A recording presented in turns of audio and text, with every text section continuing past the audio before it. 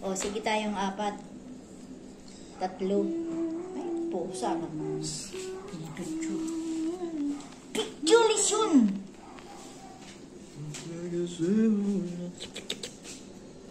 Hey. Tu. Ano mo na? Aso? Aso to. Kaya na masala ito sa tawag ng aso. Mama, kausapin mo na yung mga pusa. Pling-guling, gitsing-gitsing. Ay, muning! Pling-guling. Ay, natutulog na ako.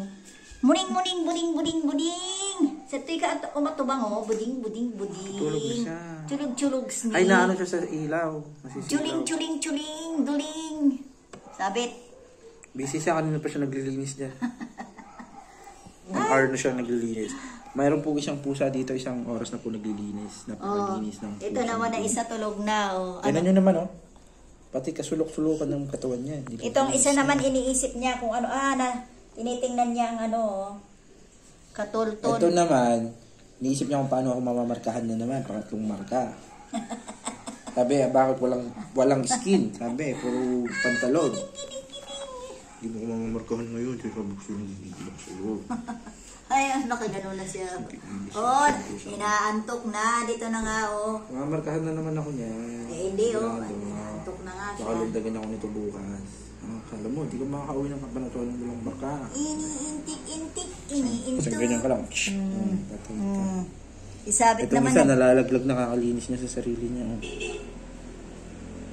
Makis ka. Linis, tuloy. Sige na. Tuloy mo na, ilinis mo. Ayan na. Ilang pa dito pa, marumi pa dito kasi may ilalim. Yan. Bakit kaya ganun mga pusa? Doon nga nas nilinis. Dahil siya, Linisin mo. Ang dumi-dumi na, no? Ang daming alikabok nakita ko. Ano yan, Linisin mo Jimina? dito sa part na to. Inaantok Dito na sa siya. part na yan. No? Ay, oh. Nag-beautiful eyes na. Ay, at ang bangko ko umaano na. Nalalaglag. Tulog na! Ayun. Nag-i-smile siya. May ilaw kasi yan, kaya hindi siya makapalag. Pag walang ilaw yan, tingnan mo. Kanina pa lumundag yan. Kilala kita. Tinitingnan si nanay niya. Oh. Mabilis sila makatulog pag may ilaw. Ito din na rin gumagalaw. Ang pula ng kanyang ilong. Ba't kaya ang puso? Ay, si nanay niya maitim. Ano, pagod na. Kakalinis ng katawan. Nantok. Pero kung sa iba yata yung nagpaampon, di man ganito silang ng pusa ni Ate Ibang. Mas matanda yung kaysa dito. Ang liit. Ang liit niya. Saan ako yung dalawang pusa? Ewan ko saan. Ayan ang pinahingi. Ha? Alam ko pinahingi niya yan. Paano pahingi? Si Imana iwan sini. Ganyan naman yung mukha niya. Ano sila sa ilaw? Takot. Kaya tinan mo, nakapikit lang. Oo. Nasisilaw Ikaw nila. kasi sinisilaw mo na. They are allergic to sunlight. Sunlight?